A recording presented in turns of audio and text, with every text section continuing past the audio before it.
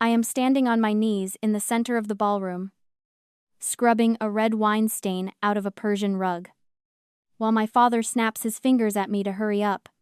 I am wearing a black caterer's uniform. He is wearing a tuxedo. It is my 25th birthday. But there is no cake for me. There is no party. The gala happening around me is for my brother, Jared, who just won a local entrepreneur award for a business that hasn't turned a profit in 3 years. For 2 decades. Douglas and Veronica have told me I am adopted in spirit. Their charitable burden. I believed I owed them my life. So, I scrub the rug. I refill the glasses. I stay silent. But as I look up at Douglas, watching him laugh with investors while wearing a watch bought with my college fund, I realize something. The humiliation isn't an accident. It is a strategy. Before I tell you what happened when the bank arrived, drop a comment and let me know where you're listening from and what time it is for you right now. I'd love to know who's part of our community, to understand why I stood there in a caterer's uniform while my brother Jared toasted to his own genius. You have to understand the architecture of a lie. I know every beam, every joist, and every fracture in the vintner's estate. I know them because for the last 7 years, I am the one who has been restoring them. I sanded the floors until my fingers bled. I reinforced the foundation of the East Wing when the contractors quoted $50,000 that my Uncle Douglas said we didn't have. I am a restoration architect, by trade. But in this house, I was simply the help that didn't require a paycheck. I wasn't born into servitude. I was manipulated into it. My parents died when I was 5. And Douglas and Veronica took me in. For 2 decades, they fed me the same story like a slow-acting poison. They told me my parents died penniless, leaving behind nothing but debt and shame. They told me that taking me in was a financial burden that nearly broke them. An act of supreme charity that I could never fully repay. I grew up believing that my very existence was a line item in their ledger that was always in the red. This is the invisible chain of the survivor. It isn't made of iron or steel. It is constructed from gratitude weaponized against you. I didn't stay because I was physically trapped. I stayed because I believed I was working off a debt of survival. Every floor I scrubbed. Every tuition bill I paid myself. Every time I managed the estate's books while Jared played video games in the guest house. I thought I was balancing the books. I thought if I worked hard enough, I would finally purchase my right to be here. Jared, on the other hand, was born into the profit margin. He was 28, 3 years older than me, and had never worked a physical day in his life. He called himself a crypto entrepreneur, which was just a fancy way of saying he gambled away the estate's operating capital on digital coins that didn't exist. While I was in the cellar checking the humidity levels for the vintage reserve, Jared was upstairs buying watches he couldn't afford and telling investors he was the mastermind behind the vineyard's revival. I adjusted my black vest and checked my reflection in the stainless steel refrigerator. I didn't look like an heiress or an architect. I looked like part of the furniture. Silent and functional. Douglas had snapped his fingers at me earlier because he needed the 96 Cabernet for a potential investor. He didn't introduce me. He didn't acknowledge that I was the one who had saved that vintage from heat damage 3 years ago. He just saw a pair of hands to hold a tray. I walked out of the kitchen and into the hallway. The sound of laughter and expensive crystal drifting from the ballroom. They thought I was beaten.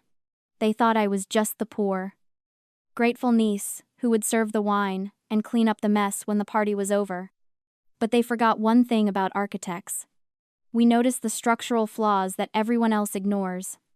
And I was about to pull the keystone out of their entire world. I found the ammunition in the pantry, hidden behind a stack of imported olive oil. I wasn't looking for evidence. I was looking for 5 minutes of silence away from the snap of Douglas's fingers. But I wasn't alone. Grandma Catherine was there, sitting on a stool, looking like a queen in exile. She didn't offer me a hug. She didn't offer me cake. She reached into her handbag and pulled out a thick, manila envelope sealed with red wax. "Happy birthday, Amity," she said. Her voice was dry, like old parchment. "Read this. Don't let them see. And remember, the law does not care about sentiment." I took the envelope. It was heavy. The kind of weight that feels dense with consequence. I didn't open it there. I slipped out the back door, dodging the catering staff, and walked past the line of Bentleys and Porsches to my rusted sedan parked in the mud by the equipment shed. I sat in the driver's seat, the leather cracked and peeling under my legs, and broke the seal. The first document wasn't a deed. It was a birth certificate. I stared at the names typed in the boxes. Mother, Veronica. Father, Douglas. The world tilted on its axis. For 20 years, they had told me I was their niece, the tragic orphan they had graciously saved from the foster system. They had built an entire architecture of obligation on the premise that I was a charity case. But I wasn't a charity case. I was their daughter. They had erased my identity just to justify treating me like an employee. They had lied not to protect me, but to enslave me with gratitude. I didn't cry. Tears are a biological response to grief.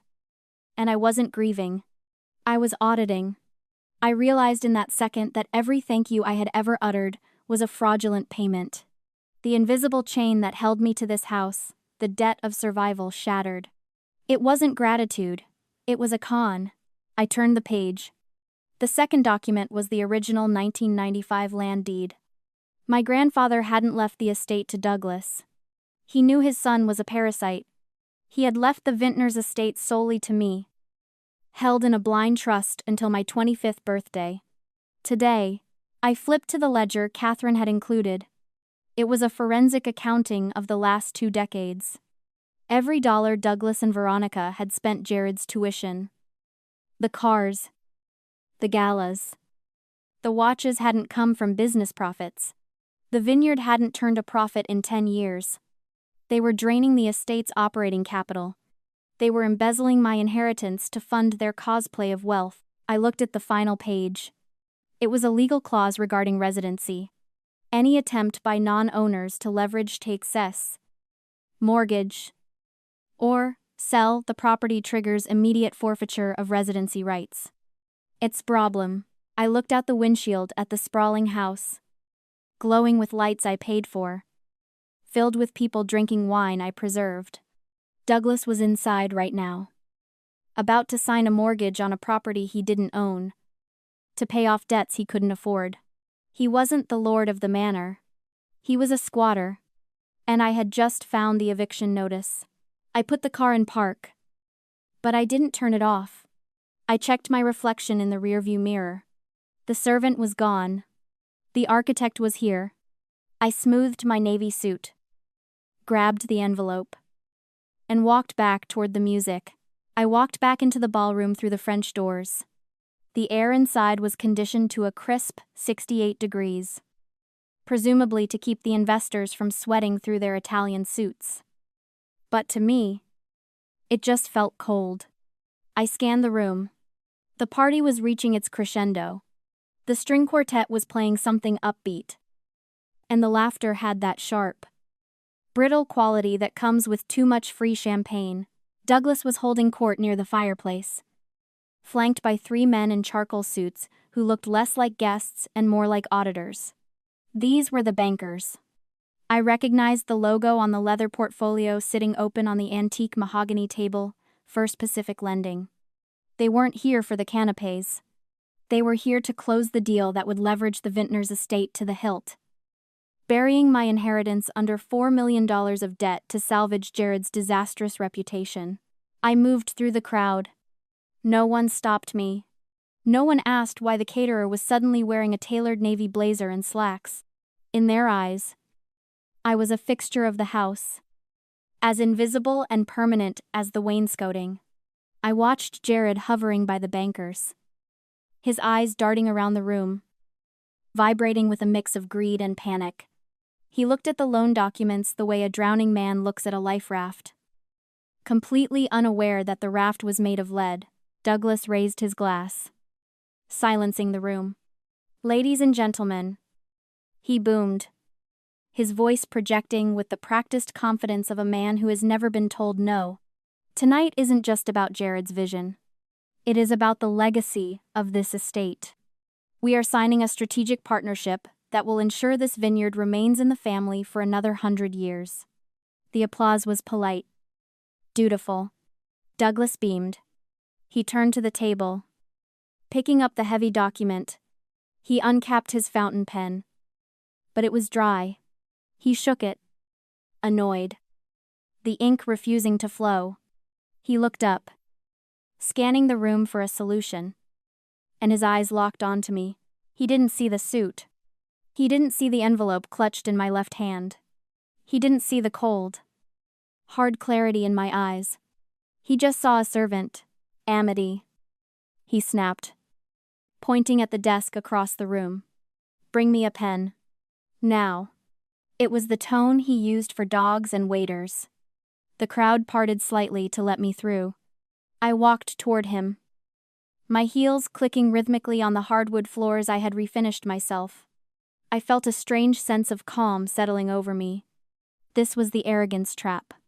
He was so convinced of his ownership, so blinded by his own narrative of superiority, that he was about to commit fraud in front of 50 witnesses.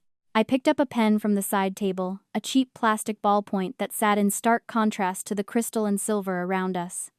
I walked up to the table and held it out.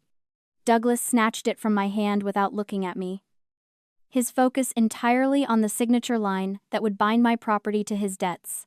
"Finally," he muttered, bending over the document. The tip of the pen hovered millimeters above the paper. The bankers leaned in. Jared held his breath. Douglas thought he was signing a mortgage. He didn't realize he was signing his confession. "You can't sign that, Dad." The word didn't come out as a whisper. It came out as a verdict. It cut through the low hum of conversation like a diamond cutter through glass. The string quartet stopped mid-measure. The pen in Douglas's hand froze, the tip resting heavily on the paper. Bleeding, a small, black pool of ink onto the signature line. He looked up, his face contorting into a mask of confusion and annoyance. "Excuse me? I said you can't sign that," I repeated, my voice steady, devoid of the tremor that used to define my existence in this house. "Because you can't mortgage a property you don't own." Douglas laughed. It was a wet, nervous sound. He turned to the lead banker, a man with steel-rimmed glasses named Mr. Henderson. "Apologies. The girl is confused. She's had a bit too much of the punch. Amity. Go back to the kitchen." He moved to sign again. I stepped forward and slammed the heavy manila envelope onto the mahogany table. The sound echoed like a gunshot. The crystal glasses on the tray rattled. "I'm not confused, Douglas. And I'm not the help." I reached into the envelope and slid the original 1995 land deed across the polished wood until it rested directly over the loan documents. "I'm the landlord." Mr. Henderson's hand shot out, covering Douglas's wrist before he could write a single letter. "One moment," the banker said, his voice dropping to a professional chill. He picked up the deed. He adjusted his glasses. He read the header. The room was so quiet I could hear the hum of the wine fridges in the next room. I watched Douglas's face. The arrogance was still there, but the edges were fraying. He looked at Veronica, who was clutching her pearls near the buffet, her face the color of ash. "This is a forgery," Douglas hissed, though he hadn't even looked at the text. "This is some kind of sick joke. It's a certified copy from the county recorder." I said, "Check the date. March 15th, 1995. The estate was left in a blind trust. Sole beneficiary, Amity." I pointed to the birth certificate I had laid next to it. "Your daughter, the one you erased to steal an inheritance." The banker looked up, his eyes hard. "Mr. Vance. This deed lists the trust as the owner. You are listed only as a custodian.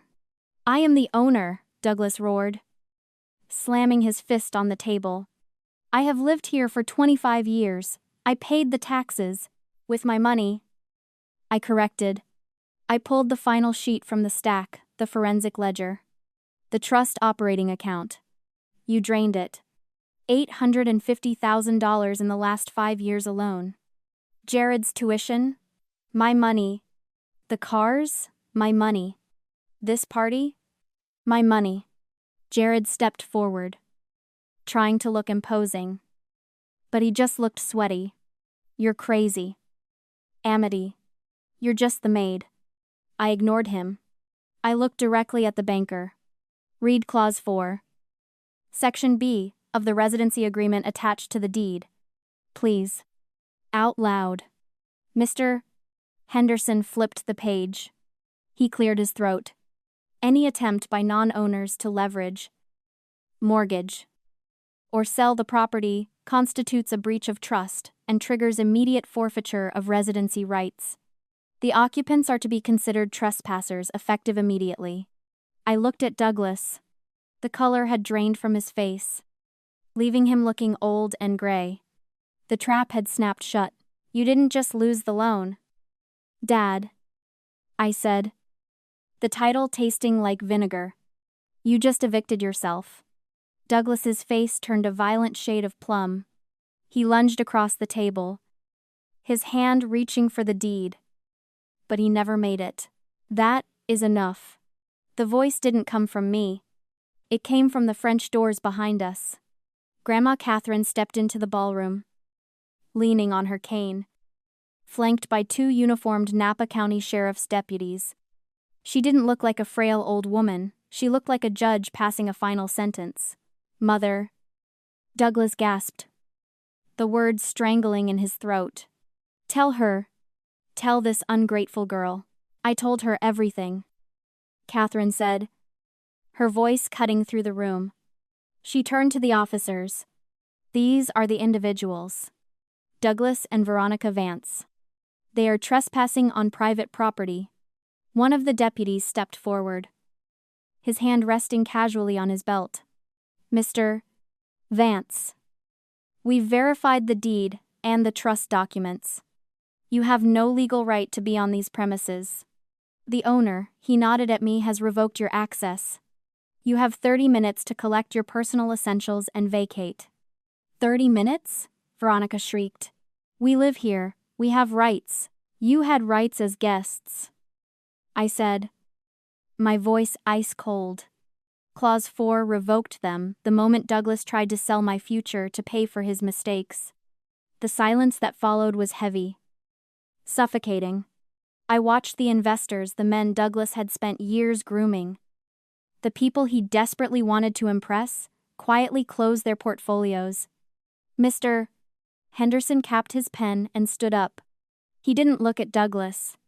He looked at me with a nod of respect, then turned and walked out. The other guests followed, a stream of silent departures. They didn't say goodbye. You don't say goodbye to a fraud, you just leave. This is the illusion of power. I watched my parents as the room emptied. For years, they had walked through this house like giants. Their authority, absolute. Their status, unquestionable. But standing there now, stripped of the borrowed wealth and the stolen title, they looked incredibly small. I realized then that their power wasn't intrinsic. It was a costume. It was rented dignity paid for with someone else's money. And like any rental, once the lease is up, you're left with nothing but the naked truth of who you are. They weren't titans of industry. They were just thieves in expensive clothes. Jared broke the silence. He ran up to me, sweat beading on his forehead, his Rolex rattling against his wrist. Amity. Wait. You can't do this. The investors just left. My startup needs that seed money. If we don't fund by Monday, I lose everything. I looked at my brother. I looked at the boy who had watched me scrub his floors while he planned his empire. You didn't have a startup, Jared, I said. You had a gambling addiction funded by my college tuition. Please, he begged, grabbing my arm. What am I supposed to do? I pulled my arm away and dusted off the sleeve of my suit. Get a job. The deputies stepped in then, guiding Douglas and Veronica toward the stairs to pack. Douglas tried to shout, tried to bluster about lawsuits and ungrateful children, but his voice echoed hollowly in the emptying room. He was already a ghost in my house. I turned my back on them and looked out the window at the vineyard. The sun was setting, casting long shadows over the vines. They were my vines, my land, my legacy, and for the first time in 25 years, the air in the house didn't smell like fear. It smelled like freedom. The silence in the vintner's estate isn't heavy anymore. It's clean. For the first time in 25 years, I can walk through the hallway without flinching at the sound of a floorboard creaking, wondering if it will wake Douglas or summon Veronica's list of chores. The house isn't a prison. It's a canvas. I hired a restoration team yesterday. A real one. I used the recovered funds from the trust, the money they tried to steal, to pay for the best preservationists in the valley. We aren't just fixing the cracks. We are stripping away 20 years of gaudy renovations to find the original. Strong bones underneath. I'm not the servant here. I am the architect. I found one last thing in the mailbox this morning. A letter with no return address. But I knew the handwriting. I opened it over the kitchen counter. It was a chaotic scrawl from Veronica, oscillating between begging for forgiveness and asking for a deposit on a rental apartment. She wrote about family duty. She wrote about how hard it was for them. I didn't feel guilty. I didn't feel angry. I just felt finished. I took the letter to the fireplace in the great room. I struck a match and watched the flame curl the edges of the paper, turning their demands into ash. It wasn't a ceremony. It was just taking out the trash. If you are listening to this, and you have ever felt like the stranger in your own home, I want you to hear me. If you are the one who is always working while everyone else is celebrating, if you are the one they only call when they need something, listen closely. You are not a resource. You are not a backup plan. And you are not defined by the people who refuse to see you. They will tell you that you are selfish for leaving. They will tell you that you owe them your life because they gave you the bare minimum. They are lying. You do not owe your abusers a seat at your table just because you share DNA. Sometimes, the only way to build the life you deserve is to evict the people who are occupying your space without paying the rent of respect. I spent a quarter of a century waiting for them to give me permission to exist. I finally realized I didn't need it. I just needed to claim what was mine. If this story resonated with you, if you've ever had to build your own table because they wouldn't give you a seat, share this video. Let's remind everyone that we are not defined by who ignores us, but by what we build in the silence.